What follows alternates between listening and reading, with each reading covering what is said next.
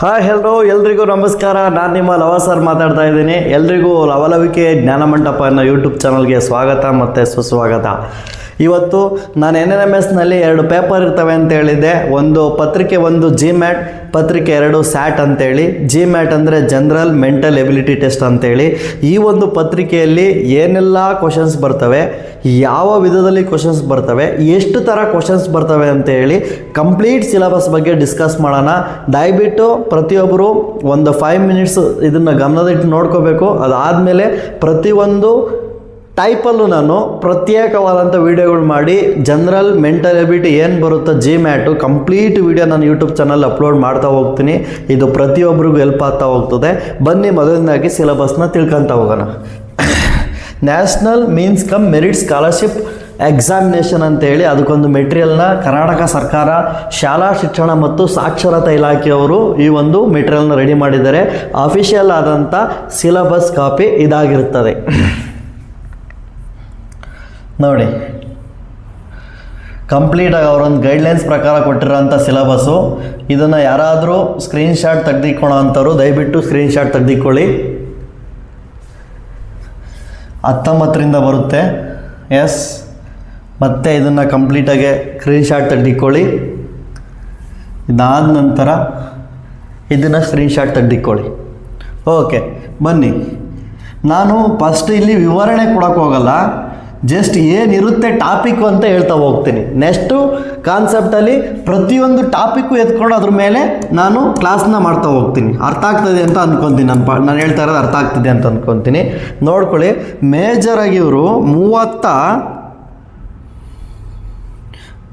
38 type ಕ್ವಶನ್ಸ್ನ ಅವರು ready ಮಾಡಿದ್ದಾರೆ. ಎಷ್ಟು ಟೈಪು? 38 ಟೈಪ್ ಅವರು ಕ್ವಶನ್ಸ್ನ ರೆಡಿ ಮಾಡಿದ್ದಾರೆ. ಆ 38 ಟೈಪನ್ನ ನಾನು ಕಸ್ಟಮೈಸ್ ಮಾಡಿ ಹೇಳ್ತೀನಿ. ನಾನು ಎಷ್ಟು ಥರ ಬರ್ತವೆ, ಮೋಸ್ಟ್ ಇಂಪಾರ್ಟೆಂಟ್ ಯಾವುದು, ಎಲ್ಲ ಟೈಪಲ್ಲೂ ಕ್ವಶನ್ಸ್ ಬರ್ತವೆ. ಅದನ್ನು ಕಸ್ಟಮೈಸ್ ಮಾಡಿ ಯಾವ ಥರ ಓದೋದು ಅಂತ ನಾನು ಹೇಳ್ಕೊಡ್ತೀನಿ. ಒಂದೊಂದಾಗಿ ಗಮನಿಸಿ. ನೋಡಿ, ಟೈಪ್ 1 ನಾನು ಕ್ವಶನ್ಸ್ ನೋಡ್ತಾ ಹೋದರೆ ಕಂಪ್ಲೀಟಾಗಿ ನೋಡಿ.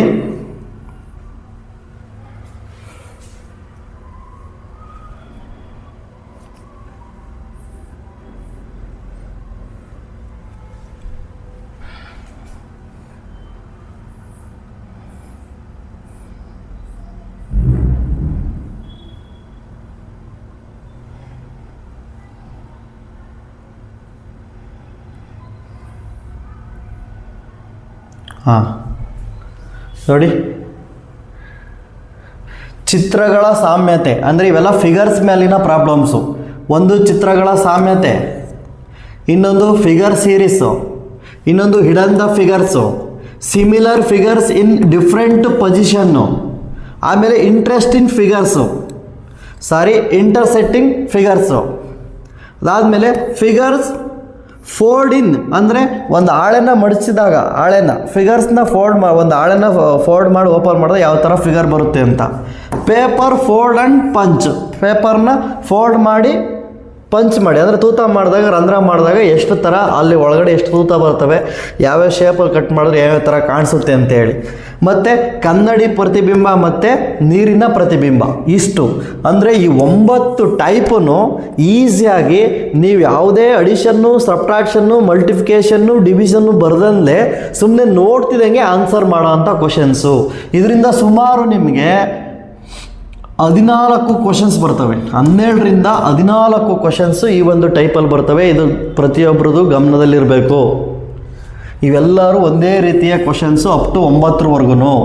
ಚಿತ್ರಗಳ ಸಾಮ್ಯತೆ, ಚಿತ್ರಗಳ ಸರಣಿ, ಅಡಕವಾಗಿರುವ ಚಿತ್ರಗಳು, ಭಿನ್ನ ಸ್ಥಾನದಲ್ಲಿರುವ ಒಂದೇ ರೀತಿಯ ಚಿತ್ರಗಳು, ಛೇದಿಸುವ ಆಕೃತಿಗಳು, ಪಾರದರ್ಶಕ ಹಾಳೆಯ ಮಡಿಚುವಿಕೆ ಮತ್ತು ಕಾಗದ ಮಡಿಕೆ ಮತ್ತು ರಂಧ್ರ ಮಾಡುವಿಕೆ, ಕನ್ನಡಿ ಪ್ರತಿಬಿಂಬ ಮತ್ತು ನೀರಿನ ಪ್ರತಿಬಿಂಬ. ಇದಷ್ಟು ಒಂದು ಟೈಪು. ನಾನು ಇದಷ್ಟು ಒಂದೊಂದು ಟೈಪಲ್ಲಿ ಮಿನಿಮಮ್ 10ರಿಂದ 20 ಕ್ವಶನ್ಸ್ನ ಸಾಲ್ವ್ ಮಾಡ್ತೀನಿ. ಯಾವ ಥರ ಸಾಲ್ವ್ ಮಾಡಬೇಕು, ಈಸಿಯಿಂದ ಡಿಫಿಕಲ್ಟ್ವರೆಗೂ ಹೆಂಗಿರ್ತವೆ ಅಂತೇಳಿ. ಇವಾಗ ಚಿತ್ರಗಳ ಸಾಮ್ಯತೆ ಅಂದರೆ ಅದ್ರ ಮೇಲೆ ಒಂದು 10ರಿಂದ 20 ಕ್ವಶನ್ನು, ಚಿತ್ರ ಸರಣಿ ಅಂದರೆ ಅದ್ರ ಮೇಲೆ 10ರಿಂದ 20 ಕ್ವಶನ್ಸು, ಅಡಕವಾಗಿರುವ ಚಿತ್ರಗಳು ಅಂದರೆ 10ರಿಂದ 20 ಕ್ವಶನ್ನು. ಆ ಥರ ಪ್ರತಿಯೊಂದು ಟೈಪಲ್ಲೂ ನಾನು ಮಾಡ್ಕೊಬರ್ತೀನಿ. ಅದು ಯಾವ ರೀತಿ ಇರ್ತವೆ ಅಂತ ನೆಕ್ಸ್ಟ್ ವೀಡಿಯೋದಲ್ಲಿ ನಾನು ಹೇಳ್ತಾ ಹೋಗ್ತೀನಿ. ದಯವಿಟ್ಟು ಫಾಲೋಅಪ್ ಮಾಡಿ. ನೆಕ್ಸ್ಟ್ ಮುಂದೆ ಯಾವ ಥರ ಕ್ವಶನ್ಸ್ ಇದಾವೆ ನೋಡಿ. ಕಟಿಂಗ್ ಕ್ಯೂಬ್ ಪ್ರಾಬ್ಲಮ್ಸ್ ಹೇಳಿ, ಅಂದರೆ ಕತ್ತರಿಸಲ್ಪಟ್ಟ ಘನಾಕೃತಿಗಳ ಸಮಸ್ಯೆಗಳು ಯಾವ ಥರ ಇರ್ತವೆ ಅಂತ ನೋಡೋಣ. ಅದಾದಮೇಲೆ ಡೈಸು, ಅಂದರೆ ಇದು ಮೋಸ್ಟ್ ಹಾಟ್ ಟಾಪಿಕ್ಕು. ಎಲ್ಲ PC, PSI, KS ವರ್ಗೂ ಈ ಕ್ವಶನ್ಸ್ ಬರುತ್ತೆ. ಈ ಡೈಸಲ್ಲಿ ಎಷ್ಟು ಥರ ಬರ್ತವೆ ಕ್ವಶನ್ಸು, ಅದರಲ್ಲಿ ತೆರೆದ ದಾಳ, ಮುಚ್ಚಿದ ದಾಳ ಅಂತ ಬರ್ತವೆ. ಆಮೇಲೆ ಒಂದು ಓಪನ್ ಮಾಡಿರೋ ದಾಳ ಇನ್ನು ಯಾವುದಕ್ಕೆ ಈಕ್ವಲ್ ಆಗಲ್ಲ, 3 ದಾಳಗಳು 4 ದಾಳಗಳು ಆಪ್ಷನ್ ಕೊಟ್ಟಿರ್ತಾರೆ, ಅದು ಯಾವ ಥರ ಬರ್ತವೆ ಅಂತ ಈ ಒಂದು ಚಾಪ್ಟ್ರಲ್ಲಿ ನೋಡೋಣ. ಇದು ಎಲ್ಲ ಸ್ಪರ್ಧಾರ್ಥಿಗಳು ಹೆಲ್ಪ್ ಆಗೋಂಥ ಕಾನ್ಸೆಪ್ಟು. ಇನ್ನೊಂದು ಆಕೃತಿಗಳ ಎಣಿಸುವಿಕೆ, ಇದು ಕೂಡ PC, PSIನಲ್ಲಿ ಕ್ವಶನ್ಸಲ್ಲಿ ಕೇಳ್ತಾರೆ. ಇದು ಕೂಡ ಹೆಲ್ಪ್ ಆಗುತ್ತೆ, ಪ್ರತಿಯೊಬ್ಬರು ನೋಡಬೇಕು. ಅಂದರೆ ತ್ರಿಭುಜ ಆಗಿರ್ಬೋದು, ವೃತ್ತ ಆಗಿರ್ಬೋದು, ಆಯತ ಆಗಿರ್ಬೋದು, ಚೌಕ ಆಗಿರ್ಬೋದು, ಅದನ್ನು ಯಾವ್ಯಾವ ರೀತಿ ಎಣಿಸೋದು, ಎಷ್ಟಿದಾವೆ ಅಂತ ಕೌಂಟ್ ಮಾಡೋದು, ಅದು ಯಾವ್ಯಾವ ರೀತಿ ಈಸಿ ಟ್ರಿಕ್ಸ್ ಮುಖಾಂತರ ತಿಳ್ಕೊಂತ ಹೋಗೋಣ. ಆಮೇಲೆ ಬಣ್ಣ ಲೇಪಿತ ಘನಾಕೃತಿಗಳಿಗೆ ಸಂಬಂಧಿಸಿದ ಸಮಸ್ಯೆಗಳು. ಇದಕ್ಕೆ ನಾನು ಎಕ್ಸಾಂಪಲ್ ಕೊಡಬೇಕಂದ್ರೆ ರುಬಿಕ್ ಎಲ್ಲರೂ ಸಾಲ್ವ್ ಮಾಡಿರ್ತೀರ. ಅದರದ್ದು 4-5 ಕಲರ್ ಇರ್ತವೆ. ಆ ಕಲರ್ನ ಮೂಲ ಎಡ್ಜಸ್ ಇರೋವು 3 ಕಲರ್ ಇರ್ತವೆ. ಅವನ್ನ ಯಾವ್ಯಾವ ಥರ ಸಾಲ್ವ್ ಮಾಡೋದು ಅಂತೇಳಿ, ಅಂದರೆ ಅವನ್ನ ಎಷ್ಟು ಬಣ್ಣಗಳು ಬರ್ತವೆ, 2 ಬಣ್ಣ ಬರೋದು ವಿಧ ಯಾವುದು, 3 ಬಣ್ಣ ಬರೋ ಚಾನ್ಸಸ್ ಎಷ್ಟು, ಈ ಥರ ಸಮಸ್ಯೆಗಳನ್ನ ಅದರಲ್ಲಿ ನೋಡ್ತಾ ಹೋಗ್ತೀವಿ. ಇನ್ನು ಇದೆಲ್ಲ ಈ 3 ಒಂಥರ ಆದರೆ ಇಲ್ಲಿ ನೋಡಿ 11, 15, 14, 15, 16, 17, 18, 19 ಅಪ್ ಟು ನಿಮಗೆ 20ರವರೆಗೂ ಒಂದು ಕ್ಯಾಟಗರಿ. ಎಷ್ಟರಿಂದ 14ರಿಂದ 20ರವರೆಗೂ ಒಂದು ಕ್ಯಾಟಗರಿ. ಇವೆಲ್ಲನ ನಂಬರ್ಸ್ ಮೇಲೆ ಬರ್ತಕ್ಕಂಥ ಕ್ವಶನ್ಸು. ಆ ನಂಬರ್ಗಳು ಒಂದೊಂದು ಚಿತ್ರದೊಳಗಡೆ ಬರ್ಬೋದು, ಇನ್ನೊಂದು ಸಂಖ್ಯಾ ಶ್ರೇಣಿಯ ರೂಪದಲ್ಲಿ ಬರ್ಬೋದು, ಇಲ್ಲ ಬಿಟ್ಟೋಗಿರೋ ಅಂದರೆ ನೀವು ಹರಾತ್ಮಕ ಶ್ರೇಣಿ, ಗುಣಾತ್ಮಕ ಶ್ರೇಣಿ ಇವನ್ನೆಲ್ಲ ಓದಿರ್ತೀರ. ಶ್ರೇಣಿ ಮತ್ತು ಶ್ರೇಣಿ ಚಾಪ್ಟ್ರಲ್ಲಿ ಅರ್ಥಮೆಟಿಕ್ ಮ್ಯಾಥ್ಸಲ್ಲಿ ಅದು ಬರುತ್ತೆ. ಅದರಲ್ಲಿ ನಿಮಗೆ ಮೇಯ್ನ್ ಬೇಕಾಗಿರೋದು even number, add number, composite number, prime number, square number, cube numbers, most important ಇವೆಲ್ಲನ ನಂಬರ್ಸ್ಗಳು ಬೇಕಾಗುತ್ತೆ. ಅದ್ರ ನಂಬರ್ ಸಿಸ್ಟಮೇ ಒಂದು ಪಾಠ ಮಾಡಿ ಅದರಲ್ಲಿ ಈ ಚಾಪ್ಟರ್ಗಳನ್ನ ನಾನು ಸ್ಟಾರ್ಟ್ ಮಾಡ್ತಾ ಹೋಗ್ತೀನಿ ಬೇಸಿಕಲ್ಲಿ. ಅಲ್ಲಿ ಯಾವ್ಯಾವ ಥರ ಕ್ವಶನ್ಸ್ ಬರ್ತವೆ ಅಂತ ನೋಡ್ತಾ ಹೋಗೋಣ. ನೆಕ್ಸ್ಟ್ ನೀವು ಮುಂದೆ ಬರೋದಾದರೆ ಅಕ್ಷರಗಳ ಅಂದರೆ 21ನೇದು ಅಕ್ಷರ ಸರಣಿ. ಅಕ್ಷರ ಅಂದರೆ ನೀವು ಅಕ್ಷರದಲ್ಲಿ ನೀವು ಮೇಜರ ನೀವು ನೋಡ್ಕೋಬೇಕು. ABCDಗೆ ಕೋಡಿಂಗು ಡಿಕೋಡಿಂಗ್ ಅಂತ ಮಾತಾಡ್ತೀವಲ್ಲ, ಅದನ್ನೇ ಅಕ್ಷರಗಳು A ಇಂದ Z ವರೆಗೂ 1 2 3 4 ಅಂತ ಕೊಡ್ತಾ 1 2 3 4 5 ಅಂತ 26ವರೆಗೂ ಕೊಡ್ಕೊಂಡು ಹೋಗೋದು, ಮತ್ತು Z ತಗೊಂಬರೋದು. ಅದರಲ್ಲಿ ಯಾವ್ಯಾವ ಥರ ಅಕ್ಷರ ಮತ್ತು ಸರಣಿ ಎರಡೂ ಸೇರಿ ಏನು ಬರ್ತವೆ ಅಲ್ಲೇ ಕೊಟ್ಟಿರೋದು. ಅಕ್ಷರ ಸರಣಿ, ಅಕ್ಷರ ಮತ್ತು ಸಂಖ್ಯಾ ಸರಣಿ ಎರಡು ನೆನಪಿರಬೇಕು. ಆಮೇಲೆ ಗುಪ್ತ ಸಂಕೇತೀಕರಣ, ಇಲ್ಲೇ ಕೋಡಿಂಗು ಡಿಕೋಡಿಂಗ್ ಅಂತ ಬರೋದು. ಇವೆರಡು ಅಕ್ಷರ ಸರಣಿ ಮತ್ತು ಅಕ್ಷರ ಮತ್ತು ಸಂಖ್ಯಾ ಸಾಮ್ಯತೆ ನೋಡ್ಕೊಂಡ್ರೆ ಗುಪ್ತ ಸಂಕೇತೀಕರಣ ತುಂಬ ಈಸಿ ಆಗಿಬಿಡುತ್ತೆ. ಈ ಕೋಡಿಂಗ್ ಮಾಡೋಕ್ಕಿಂತ ಮುಂಚೆ ಒಂದು ಸ್ವಲ್ಪ ಚಿಕ್ಕದಾಗೆ ಅಕ್ಷರ ಮತ್ತು ಸಂಖ್ಯೆ ಬಗ್ಗೆ ತಿಳ್ಕೊಂಡಿದ್ದಾರೆ. ಅದು ಯಾವ ಥರ ಕ್ವಶನ್ಸ್ ಇರ್ತವೆ ಅಂತೇಳಿ ನಾನು ಹೇಳಿದ್ದೀನಿ. ಪ್ರತಿಯೊಂದು ಇಂಡಿವಿಜುವಲ್ಗೆ ಒಂದೊಂದು ಟೈಪ್ ಕ್ವಶನ್ಸ್ನ ಸಾಲ್ವ್ ಮಾಡ್ತಾ ಬರ್ತೀನಿ ಅಂತೇಳಿ. ನಾನು ಇವಾಗ ಜಸ್ಟ್ ಇಲ್ಲಿ ಸಿಲೆಬಸ್ ಏನಿದೆ ಅಂತ ಮಾತ್ರ ಡಿಸ್ಕಸ್ ಮಾಡ್ತಾ ಇದ್ದೀನಿ. ನೋಡಿ, ಆಕೃತಿಗಳು ಮತ್ತು ಸಂಖ್ಯೆಗಳ ಸಂಬಂಧ. ಅಂದರೆ ಒಂದು ಆಕೃತಿ ಇರುತ್ತೆ, ಒಂದು ಸ್ಟಾರ್ ಈ ಥರ ಯಾವುದೋ ಒಂದು ಆಕೃತಿ ಇರುತ್ತೆ. ಅದರೊಳಗಡೆ ಸಂಖ್ಯೆಗಳು ಇಲ್ಲೂ ಸಂಖ್ಯೆ ಕೊಟ್ಟು ಮಧ್ಯದಲ್ಲಿ ಖಾಲಿ ಕೊಡ್ಬೋದು, ಆಯತ ಕೊಡ್ಬೋದು, ಚೌಕಗಳು ಕೊಡ್ಬೋದು, ವೃತ್ತಗಳು ಕೊಡ್ಬೋದು. ಅದರಲ್ಲಿ ಕೊಟ್ಬಿಟ್ಟು ಅಲ್ಲಿ ಯಾವುದೋ ಒಂದು ಸಂಖ್ಯೆಗಳು ಮತ್ತು ಅಕ್ಷರಗಳು ಕೊಟ್ಟು ಅಲ್ಲಿ ಮಧ್ಯೆ ಯಾವುದಾದ್ರು ಒಂದು ಖಾಲಿ ಬಿಟ್ಟು ಅಲ್ಲಿ ಏನು ಬರ್ಬೋದು ಅಂತೇಳಿ ಕ್ವಶನ್ಸ್ ಕೇಳ್ತಾರೆ. ನಾನು ಆ ಟೈಪ್ ಕ್ವಶನ್ಸ್ ಬಿಡಿಸಿದಾಗ ನಿಮಗೆ ಗೊತ್ತಾಗ್ತಾ ಹೋಗುತ್ತೆ. ಇನ್ನು ಅಂಕಗಣಿತದ ಕಾರ್ಯಾಚರಣೆಗಳು. ಅಂಕಗಣಿತಗಳು ಅಂದರೆ ನೀವು ಬಂದ್ಬಿಡ್ತೈತೆ plus minus into division equals greater than lesser than. ಇಷ್ಟು ಕರೆಕ್ಟಾಗಿ ನೆನಪಿರ್ಬೇಕು. Plus minus multiplication division equals greater than lesser than. ಇಷ್ಟು ಬಗ್ಗೆ ನಿಮಗೆ ಕಂಪ್ಲೀಟಾಗಿ ಗೊತ್ತಿದ್ರೆ ಅಲ್ಲಿ ಆಪ್ರೇಷನ್ಸ್ ಹೆಂಗೆ ಮಾಡ್ತಾ ಹೋದು, ಎಲ್ಲಿ ಈಕ್ವಲ್ ಆಗಿದ್ರೆ 2 ಈಕ್ವಲ್ ಆಗುತ್ತೆ, ಎಲ್ಲಿ ಯಾವ ಸಿಂಬಲ್ನ ಈಕ್ವಲ್ ಪ್ಲಸ್ಸು ಮತ್ತು ಮೈನಸ್ನ ಜಾಸ್ತಿ ಮಾಡಿದ್ರೆ ಎಲ್ಲಿ ಗ್ರೇಟರ್ ದ್ಯಾನ್ ಆಗುತ್ತೆ, ಎಲ್ಲಿ ಲೆಸರ್ ದ್ಯಾನ್ ಆಗುತ್ತೆ, ಆ ಚಾಪ್ಟರ್ ಬಂದಾಗ ಕಂಪ್ಲೀಟಾಗಿ ನೋಡ್ತಾ ಹೋಗೋಣ. ಇನ್ನು ಸೈನ್ಸ್ ಆ್ಯಂಡ್ ಸಿಂಬಲ್ಸ್ ಅದನ್ನು ಹೇಳಿದ್ದು. ಈ ಅಂಕಗಳ ಕಾರ್ಯಾಚರಣೆಯಲ್ಲಿ ಮುಂದಿನ ಭಾಗನೇ ಅಂಕಿಗಳ ಚಿಹ್ನೆಗಳು ಮತ್ತು ಸಂಕೇತಗಳು ಅಂತೇಳಿ, ನಂಬರ್ ಸಿಂಬಲ್ಸ್ ಆ್ಯಂಡ್ ನಂಬರ್ಸ್ ಅಂತೇಳಿ. ಅರ್ಥಮೆಟಿಕ್ ಆಪರೇಷನ್ಸ್ ಒಳಗಡೆ ಇದು ಕೋ ರಿಲೇಟೆಡ್ ಇರೋಂಥ ಕಾನ್ಸೆಪ್ಟು. ಅದು ಹೇಳ್ತೀನಿ ಪ್ರತಿಯೊಂದು ನಾನು. ನೆಕ್ಸ್ಟ್ ಸಂಖ್ಯಾ ಮಾತೃಕೆಗಳು. ಈ ಮ್ಯಾಟ್ರಿಸಸ್ ಏನು ಬರ್ತವೆ ಅದರಲ್ಲೇ ನಾವು ಒಂದು ಈ ಥರ ಹಾಕ್ಬಿಟ್ಟಿಲ್ಲಿ 1 2 3 ಅಂತ ಇವೆಲ್ಲ ಮ್ಯಾಟ್ರಿಕ್ಸ್ ಎಲ್ಲರೂ ಓದಿರ್ತೀರ. ಇದರಲ್ಲಿ ಯಾವುದೋ ಒಂದು ನಂಬರ್ ಮಿಸ್ಸಿಂಗ್ ನಂಬರ್ ಕೊಟ್ಟಿರ್ತಾರೆ ಅಲ್ಲಿ, ಅಥವಾ ಲೆಟ್ರ್ ಮಿಸ್ ಆಗಿರ್ಬೋದು. ಇವೆರಡು ಕಾನ್ಸೆಪ್ಟು ಒಂದೇ. ಸಂಖ್ಯಾ ಮಾತೃಕೆಗಳು, ಅಕ್ಷರಗಳ ಮಾತೃಕೆ ಇವೆರಡು ಒಂದೇ. ಅದೇ ಹೇಳಿದ್ದೀನಿ ನಾನು. ಇವರು 38 ಟೈಪ್ ಹೇಳಿದಾರೋ ಅದನ್ನು ನಾನು ಕಂಬೈನ್ ಮಾಡಿ ಒಂದು 15ರಿಂದ 20 ಟೈಪಾಗಿ ಕನ್ವರ್ಟ್ ಮಾಡಿ ನಿಮಗೆ ಹೇಳ್ಕೊಡ್ತಾ ಹೋಗ್ತೀನಿ. ನೀಟಾಗಿ ಅರ್ಥ ಮಾಡ್ಕೊತ ಹೋಗಿ ಮುಂದಿನ ವೀಡಿಯೋನ ನೀವು ಫಾಲೋ ಅಪ್ ಮಾಡಬೇಕಾಗುತ್ತೆ.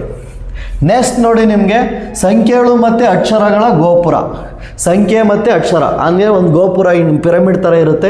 ಆ ಪಿರಮಿಡ್ ಒಳಗಡೆ ನಂಬರ್ ಯಾವುದೋ ಒಂದು ಮಿಸ್ ಆಗಿರ್ತದೆ, ಅದನ್ನ ಹೆಂಗೆ ಕಂಪ್ಲೀಟ್ ಮಾಡೋದು ಅಂತೇಳಿ ಈ ಒಂದು ಕಾನ್ಸೆಪ್ಟಲ್ಲಿ ನೋಡ್ತಾ ಹೋಗ್ತೀರಾ. ನೆಕ್ಸ್ಟ್ ಇದು ಡೈರೆಕ್ಷನ್ಸು. ಇದು ಕೂಡ PC PSI up to KS ಲೆವೆಲ್ವರೆಗೂ ಕ್ವಶನ್ ಇರುತ್ತೆ. ಇನ್ನು ರಿಲೇಷನ್ಶಿಪ್ಪು, ಇದು ರಕ್ತ ಸಂಬಂಧ, ಅದು ಯಾವ ಥರ ಕ್ವಶನ್ಸ್ ಕೇಳ್ತಾರೆ. ವೆನ್ ನಕ್ಷೆ ಅಂದರೆ ಯಾವುದೋ ಒಂದು ಡಾಟಾ ಕೊಟ್ಟಿರ್ತಾರೆ ಒಂದು ಕಾಲೇಜಲ್ಲೂ ಸ್ಕೂಲಲ್ಲೂ ಓದ್ತಾ ಇರೋ ಮಕ್ಕಳನ್ನ, ಆದರೆ ಇಂಗ್ಲೀಷು ಕನ್ನಡ ಓದೋ ಅಂಥದ್ದು, ಅಲ್ಲಿ ನಾವು ಅದ್ರ ಬಗ್ಗೆ ಮಾತಾಡ್ತಾ ಹೋಗೋಣ. ಕ್ಯಾಲೆಂಡ್ರ್ ಅಂದರೆ ಅಧಿಕ ವರ್ಷ, ಸಾಮಾನ್ಯ ವರ್ಷ, ಇದೇ ಥರ ಕ್ಯಾಲೆಂಡ್ರ್ ಮುಂದಿನ ಎಷ್ಟು ವರ್ಷ ಆದಮೇಲೆ ಬರುತ್ತೆ, ಇದು ಕಂಪ್ಲೀಟಾಗಿ ನೆನಪಿರಬೇಕು. ಪ್ರತಿಯೊಂದು ಅದರಲ್ಲಿ ಇವತ್ತು ಬುಧವಾರ ಆದರೆ 50 ದಿನ ಆದಮೇಲೆ ಯಾವ ವಾರ, ನೀನು ಯಾವ್ಯಾವ ದಿನ ಹುಟ್ಟುತ್ತೆ ಅಂತೇಳಿ ಪ್ರತಿಯೊಂದು ಕ್ಯಾಲ್ಕುಲೇಷನ್ ಈ ಒಂದು ಕ್ಯಾಲೆಂಡರ್ ಚಾಪ್ಟ್ರಲ್ಲಿ ನೀವು ಮಾಡ್ಬೋದು. ಇನ್ನು ಗಡಿಯಾರದ ಸಮಸ್ಯೆಯಲ್ಲಿ 2 ಥರ ಮೇಜರ್ ನೋಡ್ತೀವಿ, ಕೋನಗಳು, ಹೊರಕೋನ ಮತ್ತು ಒಳಕೋನ. ಇದೇ ಗಡಿಯಾರ ಕನ್ನಡಿಯಲ್ಲಿ ನೋಡಿದಾಗ ಯಾವ ಥರ ತೋರಿಸುತ್ತೆ, ಉಲ್ಟಾ ತೋರಿಸುತ್ತೆ ಕನ್ನಡದಲ್ಲಿ. ಇಲ್ಲಿ 9 ಗಂಟೆ ಆದರೆ ಕನ್ನಡದಲ್ಲಿ ಕನ್ನಡದಲ್ಲಿ 3 ಗಂಟೆ ತೋರಿಸುತ್ತೆ. ಹಂಗೆ ಅದರಲ್ಲಿ ಯಾವ್ಯಾವ ಥರ ಕ್ವಶನ್ಸ್ ಬರ್ತವೆ ಅಂತ ನಾನು ಗಡಿಯಾರ ಸಮಸ್ಯೆಗಳನ್ನ ಬಿಡಿಸ್ತಾ ಹೋದಾಗ ಗೊತ್ತಾಗ್ತಾ ಹೋಗುತ್ತೆ. ನೆಕ್ಸ್ಟ್ ನಿಮಗೆ ಜೋಡಣ ಪರೀಕ್ಷೆ, ಅರೇಂಜ್ಮೆಂಟ್ ಟೆಸ್ಟ್ ಅಂತೇಳಿ ಬರ್ತದೆ. ಅದನ್ನು ಅದಾದಮೇಲೆ ವಯಸ್ಸಿನ ಪ್ರಾಬ್ಲಮ್. ಸರ್ ನಮಗೆ ಏಜಿಂದೇ ಪ್ರಾಬ್ಲಮ್ಮು ಸರ್, ಬೇರೆ ಏನೂ ಇಲ್ಲ. ಏಜಿನ ಪ್ರಾಬ್ಲಮ್ ಆಗಿರೋದಕ್ಕೆ ಸರ್ ನೀಟಾಗಿ ಓದ್ತಾ ಇಲ್ಲ ನಾವು.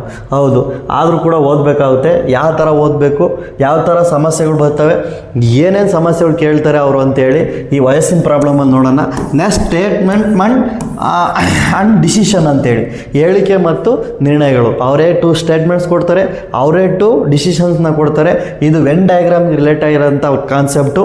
ಅಲ್ಲಿ ಕಾನ್ಸೆಪ್ಟನ್ನ ನೀವು ವೆನ್ ಡಯಾಗ್ರಾಮ್ನಲ್ಲಿ ಅಪ್ಲೈ ಮಾಡಿಕೊಂಡು ಅವ್ರು ಹೇಳಿರೋ ಡಿಸಿಷನ್ಸ್ ಕರೆಕ್ಟ್ ಇದೆಯೋ ರಾಂಗ ಅಂತೇಳಿ ತಿಳ್ಕೊಳ್ಳೋದು. ಇಷ್ಟು ನಿಮಗೆ ಕಂಪ್ಲೀಟು NNMS GMAT ಕ್ವಶನ್ ಪೇಪರಲ್ಲಿ ಏನೆಲ್ಲ ನಾನು ಓದಬೇಕು ಅಂತ ಹೇಳಿದ್ದೀನಿ. ಇಷ್ಟೆಲ್ಲ ಓದಿದಲ್ಲ, ಆದರೆ ನಾನು ಇಲ್ಲಿ 38-39 ಥರ ಏನು ಕೊಟ್ಟಿದ್ದಾರೋ ಕಂಪ್ಲೀಟಾಗಿ ಹೇಳಿದ್ದೀನಿ. ಒಂದೊಂದೇ ಸಪ್ರೇಟ್ ವೀಡಿಯೋ ಬರ್ತವೆ ಅಂತೇಳಿ ನೀವು ಫಾಲೋ ಅಪ್ ಮಾಡಿದ್ರೆ 100% ಯೂಸ್ ಆಗುತ್ತೆ. ಯಾರು NNMS ಒಂದೇ ಅಂತ ಅಲ್ಲ, ನಿಮಗೆ ಒಂದು ಕಾಂಪಿಟೇಟಿವ್ ಎಕ್ಸಾಮ್ಗೆ ಮೆಂಟಲಿಟಿ, ಆಪ್ಟಿಟ್ಯೂಡ್ ಮತ್ತು ರೀಸನಿಂಗ್ ಏನು ವರ್ಕ್ ಮಾಡ್ತಾ ಇರ್ತೀರೋ ಅವ್ರಿಗೂ ಕೂಡ ಹೆಲ್ಪ್ ಆಗುತ್ತೆ. ಇದು ಎಲ್ಲ IBPS ಮತ್ತು ಬ್ಯಾಂಕಿಂಗ್ ಎಕ್ಸಾಮ್ ಕೂಡ ಈ ಥರ ಇದನ್ನು ಫಿಗರ್ ಮೇಲೆ ಕ್ವಶನ್ಸ್ ಎಲ್ಲ ಇರ್ತವೆ. ದಯವಿಟ್ಟು ನನ್ನ ಯೂಟ್ಯೂಬ್ ಚಾನಲ್ನ ಅಲ್ಲಿವರೆಗೂ ನೀವು ಫಾಲೋ ಅಪ್ ಮಾಡ್ತಾಯಿರಿ.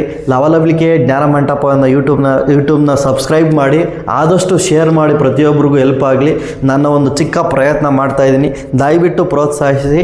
ಜೈ ಕರ್ನಾಟಕ ಮಾತೆ. ನಮಸ್ಕಾರ.